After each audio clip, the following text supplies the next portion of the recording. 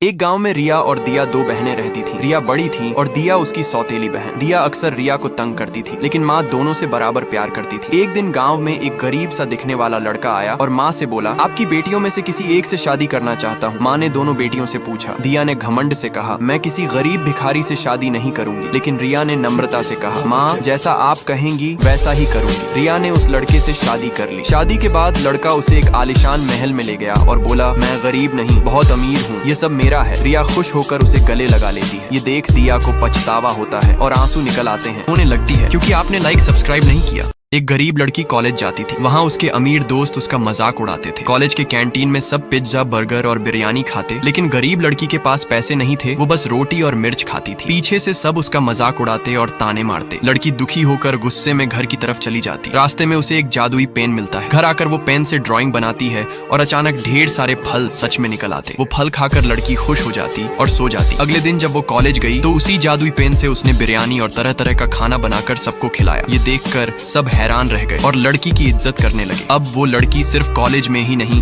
बल्कि गरीबों में भी फल बांटकर सबका दिल जीत लेती है। उसकी जिंदगी बदल गई। लड़की रोने लगती है क्योंकि आपने लाइक सब्सक्राइब नहीं किया। इस लड़की के पास दो चूहे थे, एक इंडिया का और एक पाकिस्तान का। इंडिया का चूहा लड़की के उठने से पहले रोज सुबह खेत में हल चलाता था और आम के पेड़ लगाता था, लेकिन पाकिस्तानी चूहा घर पर बैठे बैठे जिम करता था और दिन भर शराब के नशे में रहता था। पाकिस्तानी चूहा इंडियन चूहे के आने से पहले अपने पूरे शरीर पर खेत की मिट्टी लगा लेता था और लड़की के सामने खड़ा हो जाता था। लड़की को लगता था कि घर का सारा काम पाकिस्तानी चूहा ही करता है, इसीलिए वो पाकिस्तानी चूहे को नहलाकर दूध पिलाती थी और उस पर ज्यादा प्यार लुटाती थी। मगर मासूम इंडियन चूहा हर रोज बाजार में सब्जी बेचकर घर के लिए पैसे इकट्ठा कर रहा था। एक दिन लड़की की तबीयत खराब हो गई तो वो डॉक्टर के पास चेकअप करवाने चली गई। इसी बात का फायदा उठाकर पाकिस्तानी चूहे ने लड़की का घर ही बेच दिया और पैसे लेकर भाग गया। फिर शाम को जब लड़की आई तो उसे वहाँ से धक्के मारकर बाहर निकाल दिया गया। तभी वहाँ पर अच्छा इंडियन चूहा आता है और अपने जुटाए हुए पैसों से घर खरीद लेता है। लेकिन इंडियन चूहा रोने लगा क्योंकि किसी ने उसे लाइक और सब्सक्राइब नहीं किया। सीमा और रीता एक ही मोहल्ले में रहती थीं। सीमा पढ़ाई में तेज थी तो रीता घर के कामों में निपुण। समय के साथ दोनों की राहें अलग हो गईं। सीमा नौकरी करने शहर चली गई और रीता शादी करके गांव में रह गई। सालों बाद जब दोनों मिलीं तो पाया कि उनकी जिंदगी के अनुभव बिल्कुल अलग थे। एक ने करियर बनाया, दूसरी ने परिवार संभाला। पर बातचीत में समझ आया कि असली खुशी तुलना में नहीं बल्कि संतुलन में है। दोनों ने तय किया कि अब वे एक दूसरे की ताकत से सीखेंगी और साथ साथ आगे बढ़ेंगी। कहानी अच्छी लगी तो लाइक एंड सब्सक्राइब कीजिए। गणेश जी गर्मा गर्म जलेबियां तलकर अपनी माता पार्वती और भोले बाबा के साथ मजे से जलेबी खा रहे थे। तभी एक दिन गणेश जी को जलेबी तलते हुए एक राक्षस देख लेता है। फिर वह राक्षस माता पार्वती का भेष बनाकर गणेश जी के पास चला आता है। वो नकली पार्वती गणेश जी के पास जाकर जलेबियां मांगती है। गणेश जी बड़े भोलेपन से मुस्कुराते हुए उस पार्वती को भी गर्मा गर्म जलेबी दे देते हैं। जैसे ही राक्षस को जलेबी मिलती है